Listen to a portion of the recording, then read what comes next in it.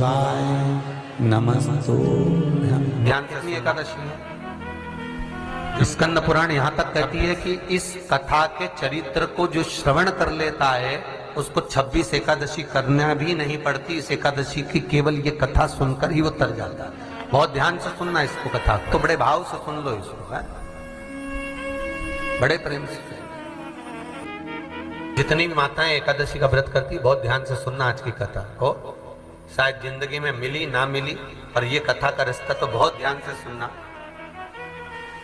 स्कंद पुराण यहाँ तक कहती है कि इस कथा के चरित्र को जो श्रवण कर लेता है उसको 26 एकादशी करना भी नहीं पड़ती। इस एकादशी की केवल ये कथा सुनकर ही वो तर जाता है। बहुत ध्यान से सुनना इसको, कथा को। सबसे पहला नियम एकादशी व्रत का सबसे पहला नियम है कि आप जिस दिन व्रत करो उसके एक दिन पहले भक्ति का संचार इस हृदय में करो। भक्ति का संचार इस हृदय में कर लीजिए। जिस दिन आप व्रत करो, जैसे एकादशी का व्रत कर रहे हो तो दशमी के दिन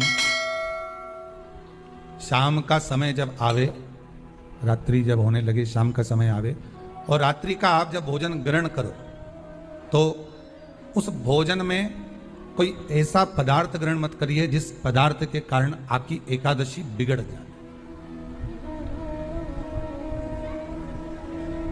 कोई बेकार भोजन में ग्रहण नहीं करना, श्रेष्ठ भोजन ग्रहण करिए दशमी। एकादशी का उद्यापन जो करा जाता है उसका उद्यापन और प्रदोष का जो उद्यापन करा जाता है, इन दोनों का क्रम लगभग एक जैसा ही। तो निर्जला पहुंची है और निर्जला ने जाकर भगवान नारायण से निवेदन करा। भगवान विष्णु ने पूछा, क्या बात है निर्जला, आज तुम खेलती हुई यहां पर आकर खड़ी हो गई, क्या हुआ, क्या है? क्या तुमको गौलोक धाम में आनंद की अनुभूति नहीं हो रही जो तुम बैकुंठ में आई? निर्जला घूमती घूमती भगवान के सम्मुख में पहुंच गई। भगवान ने पूछ रहे हैं, बार बार पूछा, निर्जला हुआ क्या तुमको?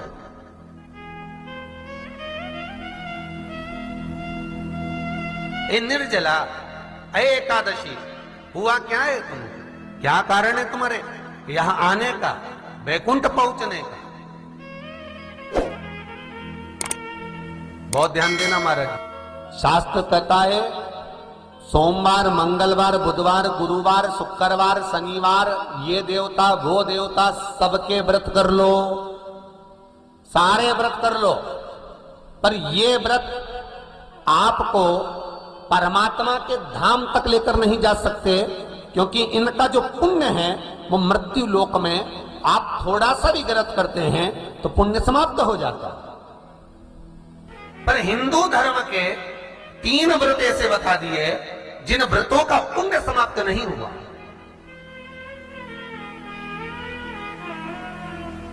हिंदू धर्म के 3 व्रत ऐसे हो गए जिनका पुण्य समाप्त नहीं हुआ महाराज, जिनका पुण्य प्रबलता में बढ़ता गया। पहले नंबर पर एकादशी, दूसरे नंबर पर प्रदोष और तीसरे नंबर पर शिवरात्रि। एकादशी भी 26 है तो प्रदोष भी जम के बोलते जाओ 26 है। शिवरात्रि केवल 12, केवल 12, और अगर अधिक मास की पड़ जावे तो ये 13, पर अधिक की आय तो 13 है। तो यहां शास्त्र कह रहा है कि 3 व्रत हमारे यहाँ जिनका पुण्य समाप्त नहीं हुआ, जिनका पुण्य प्रबल हुआ, बड़ा, इसलिए आज भी माता एकादशी का व्रत करती है। और एकादशी का व्रत कर कर अगर कोई जीवात्मा को देते हैं, कोई मर भी गया तो उसको एकादशी का दान देते हैं। एकादशी का उसको दान दिया है। महाराज इतना छप्पर फाड़ कर है पर परीक्षा पूरी लेता है। भगवान विष्णु ने नियम लिया था कि 108 कमल का फूल दूंगा, एक फूल छुपा लिया। आखिरी में भगवान विष्णु को अपना नेत्र निकाल के देना पड़ा, तब शंकर जी के 3 नेत्र हुए। शंकर जी इतने खुश हुए कि उनको सुदर्शन चक्र दे दिया। ये त्रिनेत्रधारी हो गए वो सुदर्शन चक्रधारी नहीं, देता है शिव, परीक्षा बहुत लेता है, पर शंकर पर किया हुआ खर्च, शिव को अर्पण किया हुआ बेलपत्र, शिव को समर्पित किया हुआ एक अक्षत का दाना भी, शंकर को दिया हुआ एक रुपया भी अपने खाते में लिख कर रखना, और 1 वर्ष तक ये तारीख को लिख कर रखना कि मैंने शंकर के मंदिर में या शंकर की कथा में या शिव महापुराण में इतना खर्च किया था, वो लिख कर रख लेना और आज की तारीख लिख के रख लेना। 1 वर्ष बाद हिसाब लगा कर देखना, वो दुगना क्या 1000 गुना फल प्रदान कर देता है। वो शिव है, शंकर है। परीक्षा जरूर लेगा, थोड़ा सा परिश्रम जरूर कराएगा, परीक्षा लेगा, पहले बहुत परीक्षा लेता है। कथा करवाने से पहले, भजन करने से पहले, शिव मंदिर जाने से पहले, तीर्थ जाने से पहले, शंकर के धाम जाने से पहले, तुम बद्रीनाथ के धाम, बद्रीनाथ चले जाओ, रामेश्वर चले जाओ, द्वारका, तुम जितने जितनी जगह जा सकते चले जाओ। महाराज, आंवले के वृक्ष की जड़, आंवले के वृक्ष की जो जड़ होती है, इसके नीचे शिव महापुराण की कथा कहती है, विष्णु पुराण कहती है, स्कंद पुराण कहती है महाराज,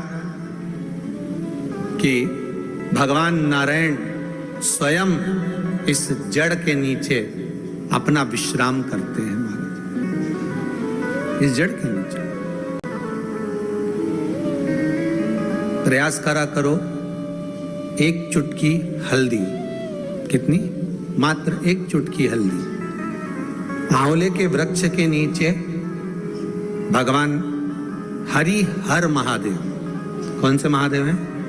हरि हर महादेव के नाम से रखकर उस पर पूर्व मुख कर कर, पूर्व की ओर मुख कर कर जल समर्पित करना प्रारंभ कर दीजिए।